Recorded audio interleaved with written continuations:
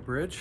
I'm a member of the American Truck Historical Society, the treasurer, and they've been a very open community, and the fact that I don't have a truck hasn't discouraged them from letting me in. So I have a collection here of 3,000 truck company patches on the floor, and another 2,500 at home.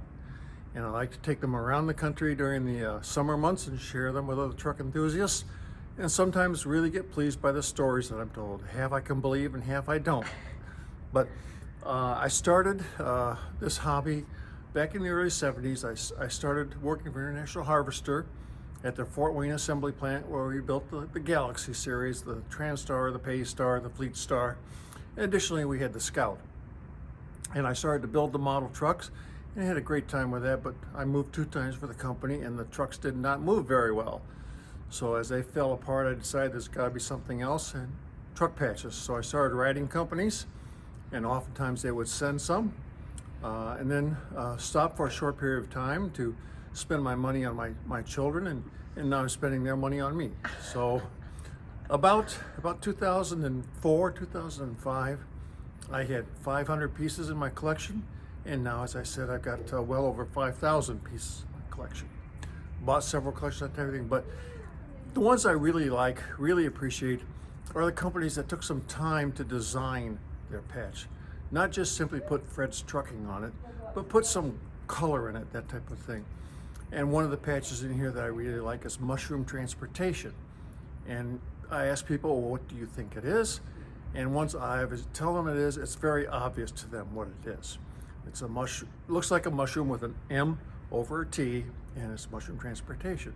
And they were basically in that business of hauling waste material or growth material for mushrooms and hauling mushrooms to a canning plant.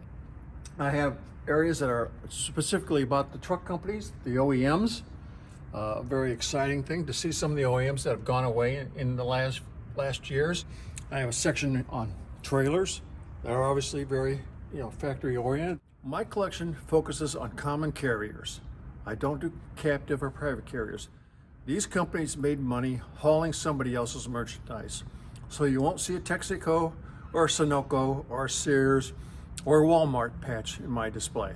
I have some at home because this eventually goes to a museum, and they're part of the transportation industry.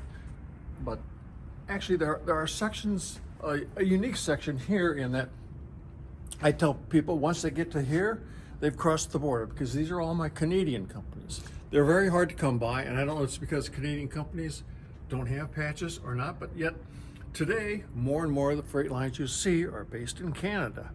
And that's what's surprising to me, is the number that they have, but they have some very large carriers up there.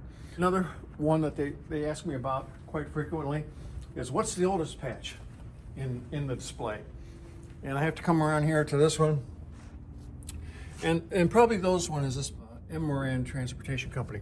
It probably dates back to the late 40s, and it was actually one of the 9 original companies that formed together to form Associated Transport. So it goes back quite a few years. In the exhibit, you'll see that probably about 60% of these companies are out of business now. There are some other neat things about some of these patches. If you look at Melton truck lines, Melton had a rabbit that jumped both ways, so that when you looked at the truck, the rabbit was always leaping forward, okay? Holland out of Michigan, same way. They have 2 shoes, and the shoes are always walking forward to give you the idea that, hey, your freight is moving down the line, that type of. So there are some stories. This one here is unique in that it's Minnesota, Wisconsin, but I've yet to have somebody come and tell me whether it's the red before the black, or should be the black before the red, because it could go either way. Maybe we can get you an answer in this video. Well, could be. We did have a former executive of ATAHS visit me this morning, and he believes, his opinion is, and he is from Minnesota, that it's probably the red before the black. So I've got a 70% confidence level that that's what it is, but who knows? Okay, it could be something different. But I make an effort to try and research every patch I have. And so I do, on a regular basis, go into the Federal Motor Carrier Safety Registration and look for a patch, and you'll see each patch here is identified by the company name, where they were headquartered, and what their DOT number was, and what their ICC number was, And if it's in red on my display, most of them are, and there's a date after it, it means that this particular carrier, his permit was revoked in 1990. That means they're out of business. Now, it's kind of a misnomer or misrepresentation that it was revoked. Really what it means is it was not renewed. It could very well have been revoked, but it could be that they just went out of business and the ICC revoked it versus retired it or something like that. And then finally, each patch is identified as best I can as to how I acquired it. So of the 5,000 some patches, many have come off eBay, but I've bought many in collections, and I've had many donated. Predominantly the first 300-400 I have were directly from the carrier. So it would be noted in there that it was donated. So this one was donated by the carrier, and I should have asked at that point, which way does it go? Okay, which way does it go? In the collection is the Montford Patch, because everybody asks about the Montford lane. And that's the patch from them. They hauled swinging beef from Colorado to New York, and the story says that any speeding ticket you got, the owner would pay. So, you had a goal to get there before you should get there, and he'd pay for that.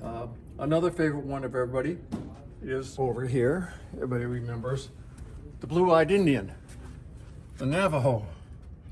And like many companies, there are a lot of variations of it. One that exemplifies that is Yellow Freight. Yellow Freight probably has a dozen variations. Yellow Freight obviously should have a yellow patch. Why do they have a blue patch? Well, I'm told the mechanics wore it because it wouldn't show the grease and grime that a yellow patch would show. Or it distinguished them that they couldn't take the truck off the lot. So again, you hear stories about why some of this stuff happens. So it is a passion of mine. At our ATH convention in 2005 in South Bend, Indiana, I had the display up, had a driver come by, says I drove for 14 different companies. Well, I don't know if he got fired every time he brought in a load or got a better deal, but of the 14, I did have 11 in the display, and that's probably the best ratio I've ever had. I get a lot of comments about it. I like the colors, that type of thing, but the stories to hear from the drivers is just as critical to me as anything else. And so quite often I say, I bring this out so people can remember who they forgot.